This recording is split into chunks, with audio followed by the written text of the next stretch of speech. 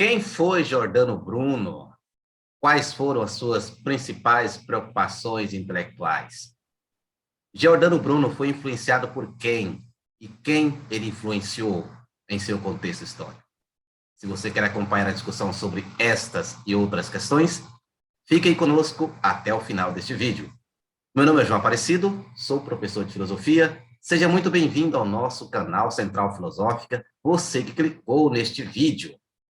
Para discorrer sobre este assunto, eu convidei o professor William Ricardo, ele que é professor da UNEMAT, da Universidade Estadual do Mato Grosso. Professor William, seja muito bem-vindo ao nosso canal Central Filosófica. Muito obrigado, muito boa tarde, João. É um prazer estar aqui e fico feliz em poder conversar um pouco com vocês sobre esse filósofo Giordano Bruno, né, que eu gosto tanto e tenho me dedicado aí há alguns anos. Obrigado, professor, por ter aceito o meu convite. Antes de começarmos a nossa discussão, você que clicou nesse vídeo, já deixa o seu like aqui nesse vídeo, pois o seu like ajuda o nosso canal, com o seu like você fala para o YouTube que esse vídeo tem relevância e merece ser compartilhado com mais pessoas. Você pode também deixar perguntas, comentários, inquietações aqui na parte dos comentários, pois os seus comentários, a sua pergunta, poderão gerar o objeto de uma nova discussão. E não se esqueça de compartilhar esse vídeo com mais pessoas, pois aquilo que é bom é para ser compartilhado. Se ainda não é inscrito, se inscreva neste canal e ative o sininho de notificações para ser notificado de todas as novidades que semanalmente são postadas aqui neste canal. Vamos lá então para a nossa discussão. Professor William, na verdade, quem foi não, né? Quem é Giordano Bruno, né? Quem é Giordano Bruno? Onde ele nasceu? O que ele fez? Ou seja, quais foram, né, as principais preocupações intelectuais que invadiram aí a mente de Giordano Bruno? Bom, Giordano Bruno foi um filósofo italiano do Renascimento, talvez o último filósofo do Renascimento. É muito importante pensar que ele é o último, porque ele, de certa forma, condensa tudo o que foi produzido durante o período do Renascimento também. As suas principais preocupações intelectuais são várias, são de diversas áreas, mas especialmente a área da cosmologia, né?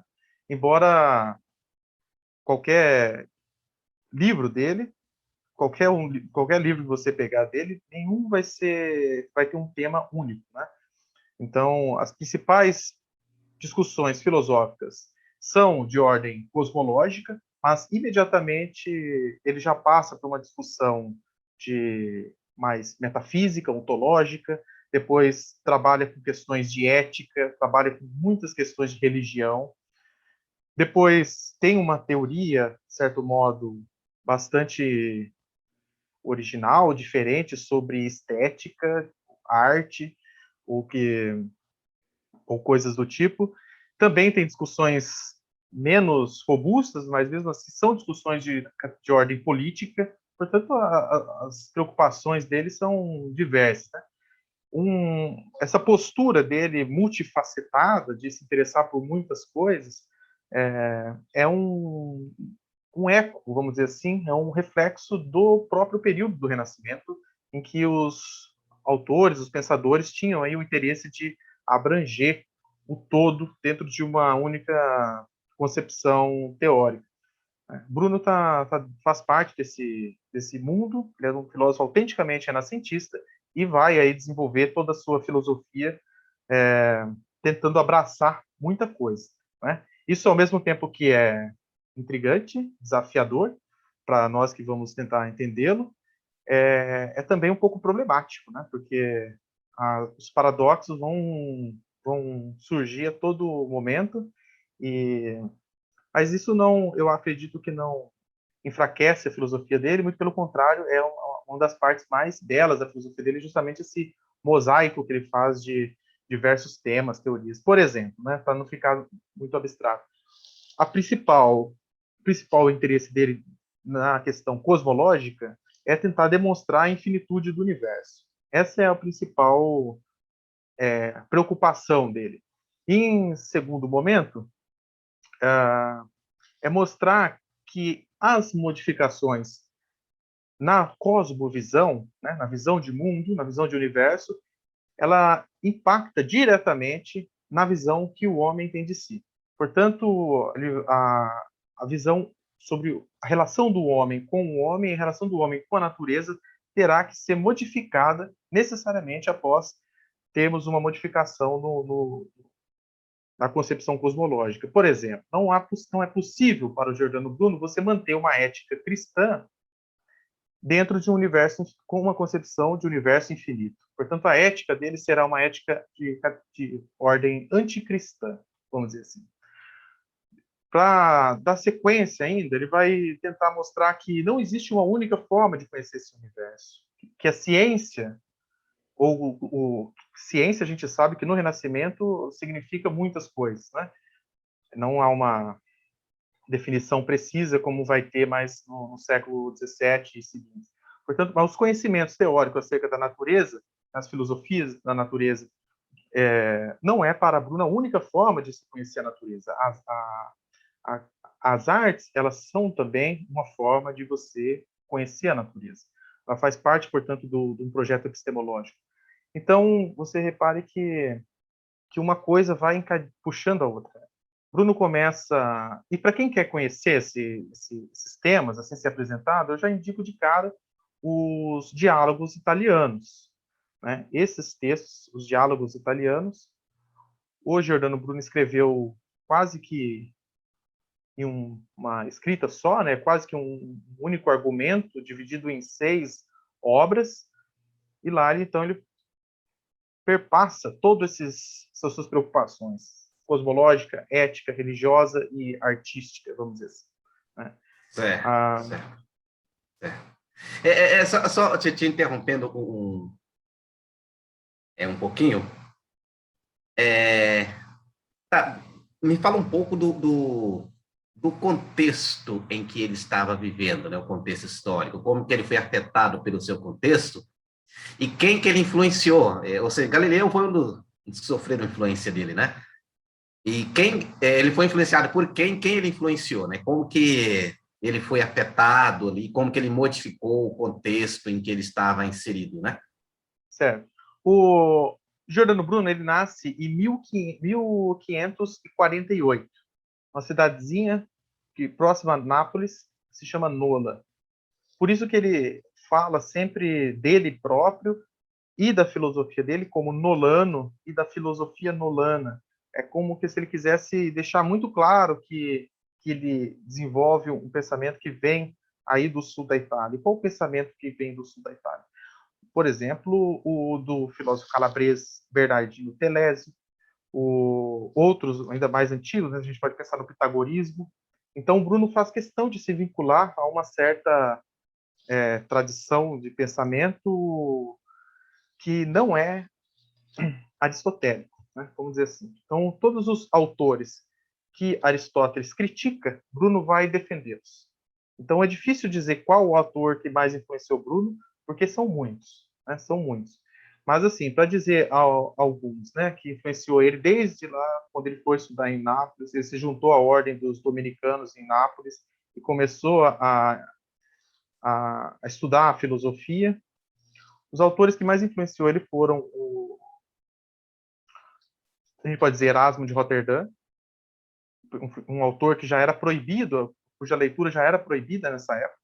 Então ele já desde o início já mostra o seu caráter controverso, assim, de anteposição em relação à Igreja. E depois autores como Nicolau de Cusa, extremamente importante para Giordano Bruno. Um livro que era também estava em pleno desenvolvimento ali, né? Todos liam, todos os intelectuais se debruçavam sobre esse livro. Teve no Renascimento um impacto muito grande. É o De Rerum Natura do Lucrécio. Esse texto ele é extremamente importante. Eu diria o seguinte, que existem 3 grandes eixos teóricos que Bruno, de forma bastante original, vincula para desenvolver a sua filosofia. Quais são esses 3 eixos teóricos? O primeiro é o Copérnico, Nicolau Copérnico, né? A concepção de que a Terra está em movimento. Essa é a primeira ideia que Bruno leva realmente a sério. A segunda é a do Lucrécio. Por quê? Porque a do Lucrécio pensa não só a Terra como mais um planeta, vamos dizer assim, mas dentro de um universo infinito. Né? No epicurismo, transmitido por Lucrécio, o universo é infinito e também constituído por átomos. Essas teorias, Bruno aceita elas inteiramente. Só que os átomos de Bruno não serão os átomos do Lucrécio, mas serão os átomos do pitagorismo, né? Por isso que eu havia referido anteriormente. E vamos dizer assim, e por fim, a terceira grande influência, que é mais, eu entendo que ela não só é cosmológica, mas tem todo um fundo lógico também, é o Nicolau de Cusa. Então, Copérnico, Lucrécio e Nicolau de Cusa, eles têm teorias muito fortes, distintas uma dos outros, só que Bruno consegue reunir todas elas em uma teoria original, e eu acredito, entendo que seja até muito mais forte do que a do Nicolau de Cusa, porque ela já consegue, né, admitir os novos desenvolvimentos científicos do campo da astronomia, no caso do Copérnico. Agora, o que a teoria dele influenciou? Isso é muito difícil a gente falar, né, João? Por quê? O que acontece? Quando o Giordano Bruno morre, em 1600, todos sabem que ele foi queimado vivo na fogueira, na cidade de Roma, lá no Campo dei Fiori, próximo, né, depois de passar por um longo processo de controvérsia, de difícil compreensão, né, Bruno é condenado, e quando ele é condenado, as suas obras já estavam já haviam sido proibidas, e então quem vai citar Giordano Bruno sabendo que ele já foi condenado por heresia? Né? As pessoas evitam fazer algo assim para também não serem perseguidos. O Galileu vai ser muito mais prudente do que o Giordano Bruno. Ele vai ser claramente influenciado pelo Bruno, só que ele não ousa ficar utilizando as teses do Bruno de forma com citações e tal, né? São mais implícitas. Todos os autores depois do Giordano Bruno leram Giordano Bruno. Tá? Spinoza é muito interessante, porque Spinoza, a teoria do Spinoza da ontologia, no início da ética, é muito semelhante à concepção de substância do Giordano Bruno. Só que também não tem citação, né, sobre Bruno. Mas me parece difícil de não ter conhecido. Leibniz, por exemplo, já cita diretamente. Cita criticando, mas cita. Outros autores... Bruno, eu acho que ele vai passar por um período do século XVII, eu diria, todo não vai receber citações, a sua influência não vai ser muito grande. Eu entendo que no século XVII, talvez alguns círculos científicos intelectuais da Inglaterra, porque nesses círculos intelectuais da Inglaterra, eles vão estudar o atomismo. E Bruno já havia falado do atomismo. Quando eles vão estudar a questão da cosmologia moderna na Inglaterra, eles vão ter lá a obra do Giordano Bruno, porque Bruno escreveu as suas principais obras em Londres. Elas foram publicadas em Londres. Ele estava lá e publicou lá. Então, a repercussão dele mais forte vai ser positiva, né? Vai ser na Inglaterra. E depois, na França, vai ter alguns autores que vão criticar ele. Mersenne, por exemplo, critica ele ferozmente. Né? Então, o Bruno, no século XVII, ele tem uma influência positiva, assim, apenas restrita no âmbito inglês. Ele vai ser recuperado, aí sim, no período do século XIX, porque ali no idealismo alemão ele vai ser recuperado, século XVIII, XIX, ele vai ser recuperado e vai ser relido. O Schelling tem um diálogo que se chama Bruno, referência direta ao Giordano Bruno. e depois disso, aí sim, no século XX, Bruno vai ser estudado, mas agora já como um autor da história, né, do pensamento, não mais que não influencia tanto a filosofia atual, mas que como um autor importante para o seu período.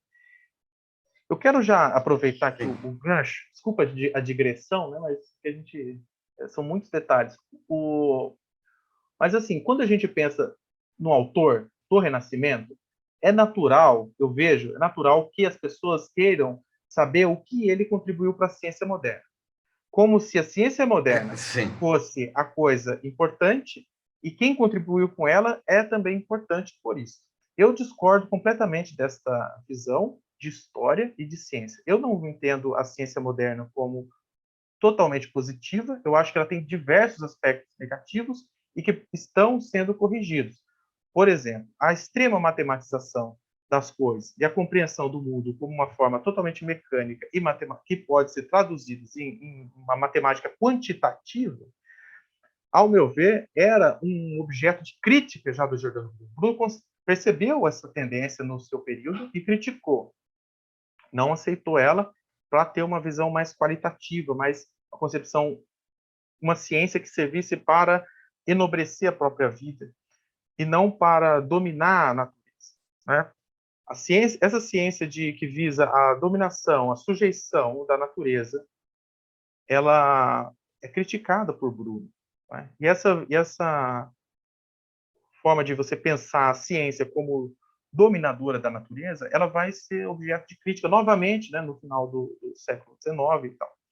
Então, eu acredito que o Bruno ele é um autor hoje muito importante para nós revisarmos a ciência moderna, para fazer umas correções sobre o modo de relação do homem com a natureza. Bruno tem uma cosmovisão em que o homem faz parte da natureza, está vinculado à natureza como apenas uma das suas facetas. Ele Portanto, fez, pois não. me permita, então ele fez uma crítica, ou não sei se ele fez crítica, porque a ciência moderna nasce junto com ele, né?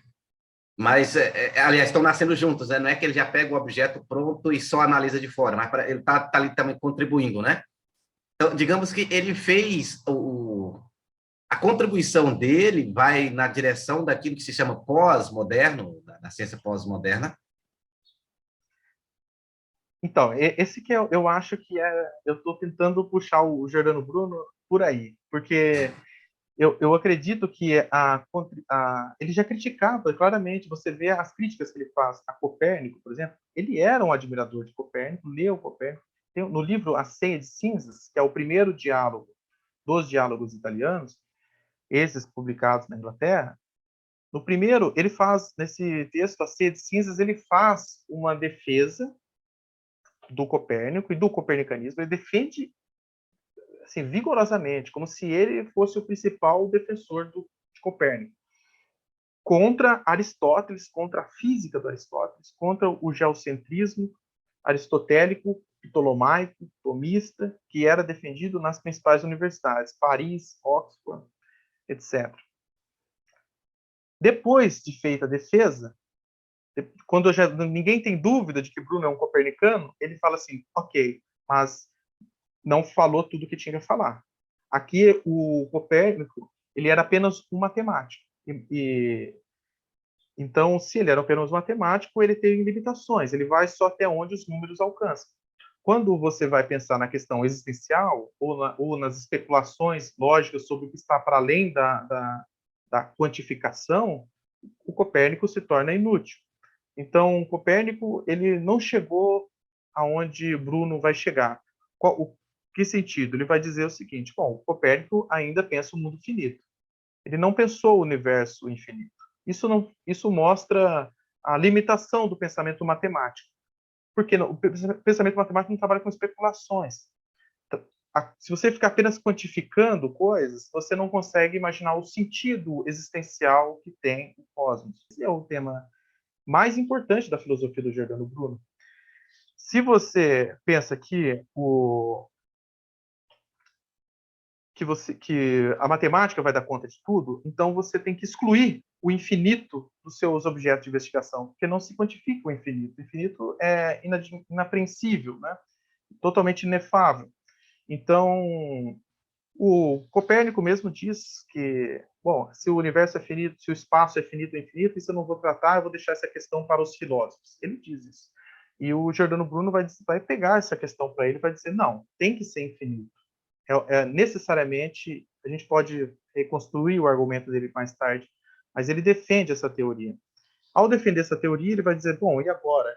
Onde que, então, está Deus? Se o universo é infinito, Deus, que é infinito, e o universo, que também é infinito, eles têm que se confundir. Eles têm que um entrar no outro. Os dois devem ser a mesma coisa. Né? Ou pelo menos eles devem ser um imanente ao outro, completamente imanente ao outro. Então, se Deus é infinito e o universo é infinito, eles formam uma totalidade. Né?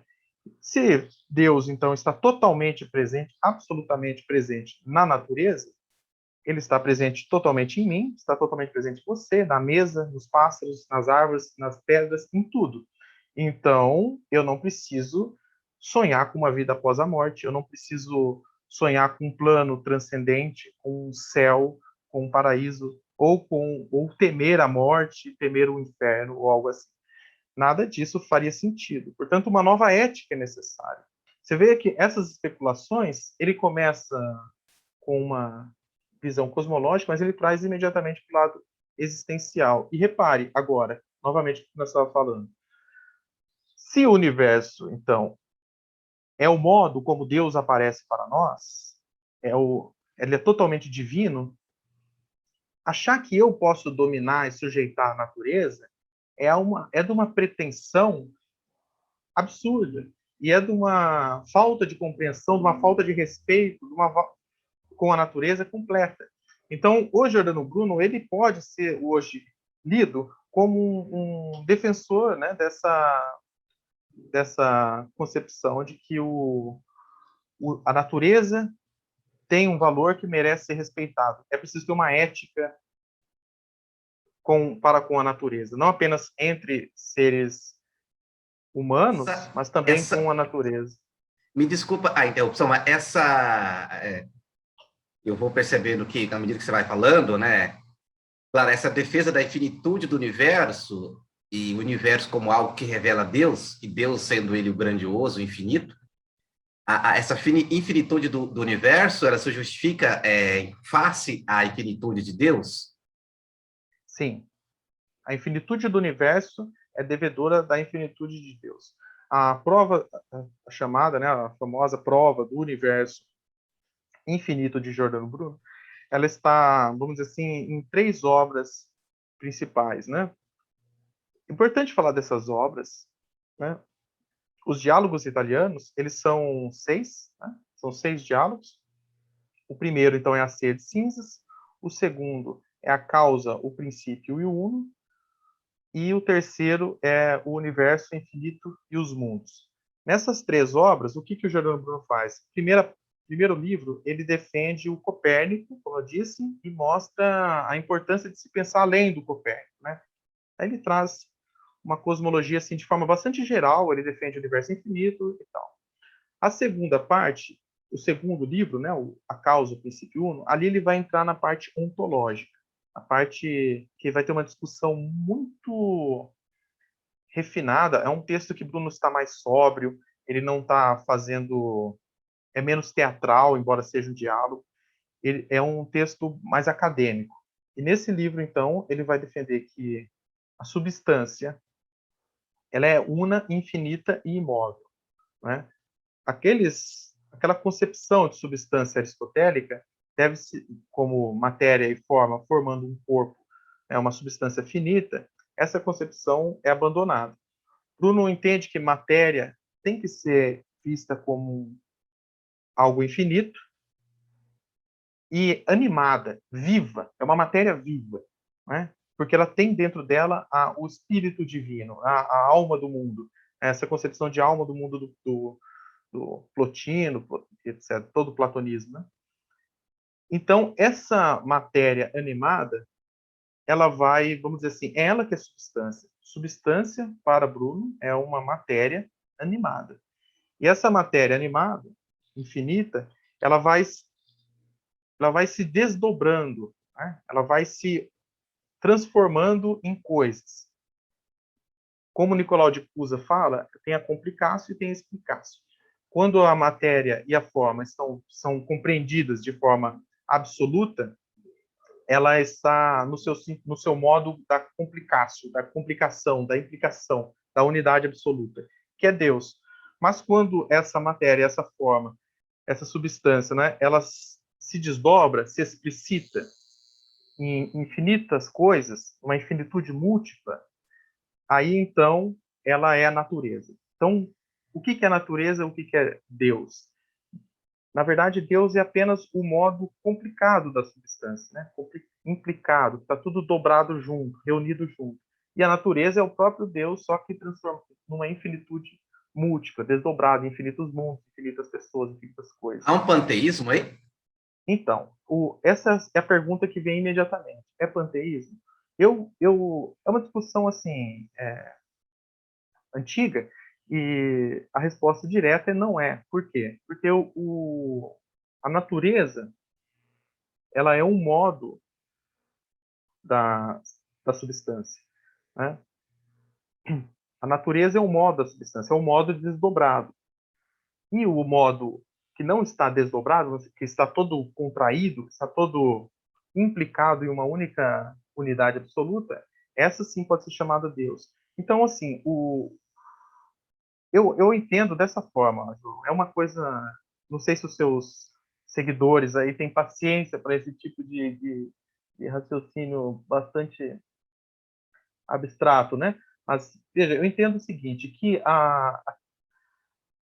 quando o Bruno fala, existe o infinito absoluto e o infinito múltiplo, a infinitude múltipla, a infinitude da unidade divina e a infinitude múltipla do universo infinito.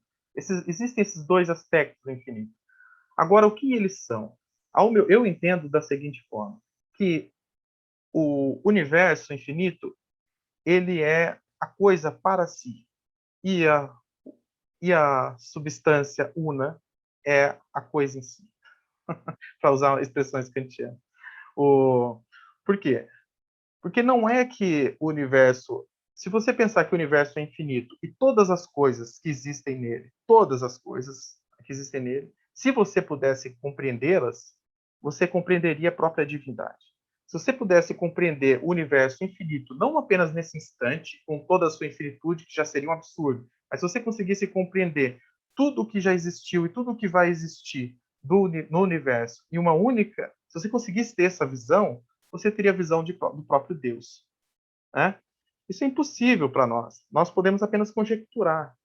A nossa finitude não nos permite imaginar tal coisa. A gente pode especular sobre tal coisa, mas essa divindade absoluta nós não conseguimos abraçá-la completamente, né? Agora nós podemos sim compreender uma boa parte dessa infinitude, né? Nós podemos compreender veja, quando hoje em dia se faz, agora, né, o telescópio Hubble está se aposentando e outro telescópio vai substituí-lo, né? Não sei se eu acompanho. E vão lançar um telescópio novo. E o que ele vai fazer, esse telescópio? Eles vão explorar o universo profundo, né? As partes, coisas muito extremamente distantes. O que vai ficar claro para nós quando a gente tiver essas fotos, igual o Hubble teve antigamente, quando descobriu lá o campo ultra profundo, né? Ele vai apresentar para nós um universo que é muito maior do que nós imaginávamos. Então, o que a gente descobre nisso, né? A gente descobre, agora estou conhecendo mais o universo? Sim, de certo modo sim, mas nós estamos também descobrindo quanta coisa do universo nós não conhecemos, né? Nós não conhecemos e nós ainda não conhecemos. Olha quanto existe aí para conhecer. Então, ele aumenta o nosso conhecimento, mas aumenta o nosso conhecimento acerca da nossa própria ignorância também. E então, eu acho que quanto mais nós conhecemos a natureza, mais nós percebemos que que nós fazemos parte dessa infinitude ao mesmo tempo e, portanto, nós não podemos abraçá-la por completo. Mas se nós pudéssemos, isso nós podemos fazer, nós podemos especular. Se nós pudéssemos compreender todo o universo, desde o seu, né, toda a infinitude passada, toda a infinitude futura, com todas as coisas que existem nela, nós teríamos a própria visão de Deus. Por quê? Deus, para Bruno, é o todo. Ele é o próprio ser. Então, se nós tivéssemos uma compreensão do todo, nós teríamos uma compreensão do todo como do próprio ser. E o próprio ser é Deus. Então, veja que não. Então, eu acho que a distinção entre Deus e natureza, no caso de Giordano Bruno, eu entendo que é uma questão de ordem epistemológica. Não é? Nós não podemos. Então, existe a transcendência, mas a transcendência ela é epistêmica. Nós não podemos conhecer o todo. Nós podemos conhecer apenas a natureza. E precisamos respeitá-la imensamente, porque ela é o modo como Deus se apresenta para nós. Veja que nesse caso, repare o seguinte, como que Bruno substitui, então, completamente a religião pela filosofia da natureza ou pela ciência, se você quiser.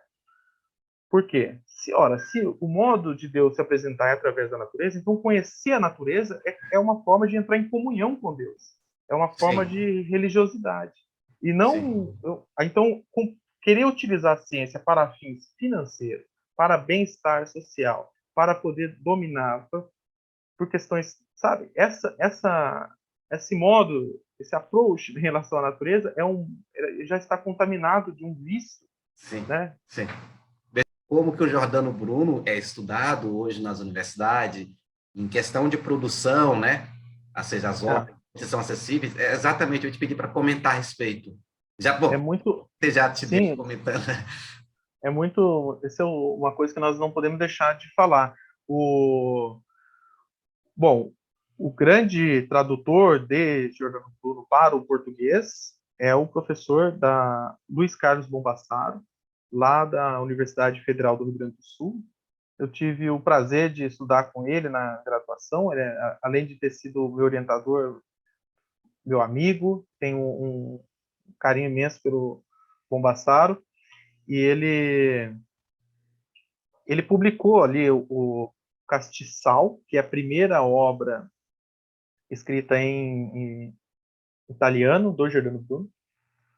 Depois, agora ele entrou então nesse projeto é um projeto internacional de tradução das obras de Bruno, e ele está traduzindo os diálogos italianos. Então, ele já saiu a Ceia de Cinzas, o Castiçal, a Ceia de Cinzas e a Causa, o Princípio e o Uno.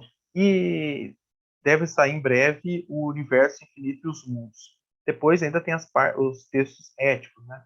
A Cabala, os Heróicos Furores, enfim.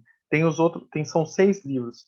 E o Bombassaro, ele, de fato, dá para dizer assim, sem muita...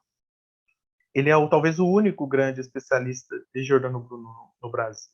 Claro que existem várias outras pessoas que estão aí trabalhando para desenvolver suas pesquisas em Bruno, mas eu me incluo nesse grupo, nós ainda estamos engatinhando perto do que o Bombassaro já fez e tem feito. O professor Newton Binotto, que foi meu orientador no mestrado e no doutorado na UFMG, ele também tem artigos importantes sobre Giordano Bruno, e eu acho que ele que foi um dos primeiros, né, brasileiros a escrever sobre Bruno, escreveu sobre o processo do Bruno, que é complicado. Então, são esses dois, o Newton Binotto e o Luiz Carlos Bombassaro, eu diria que são as maiores autoridades aí tema no Brasil. Depois tem alguns ensaios e trabalhos que estão aí tentando melhorar um pouco, porque veja só, existe vários... O Giordano Bruno é um autor muito vasto, tem muitos temas que você pode trabalhar. Eu precisaria de muitos grupos de pesquisa, ou pelo menos de um grupo de pesquisa com pessoas com interesses diversos para a gente conseguir compreendê-lo como um todo. A parte da política, diga assim, a parte do processo dele, né, até a sua condenação. Esse é um tema difícil compreensão e pouco claro, exige ainda muitas pesquisas. A questão da cosmologia, ela é cheia de detalhes que precisam ser esclarecidos, por exemplo, qual foi a influência de Giordano Bruno nos autores como Kepler, Galileu, isso não é muito claro ainda.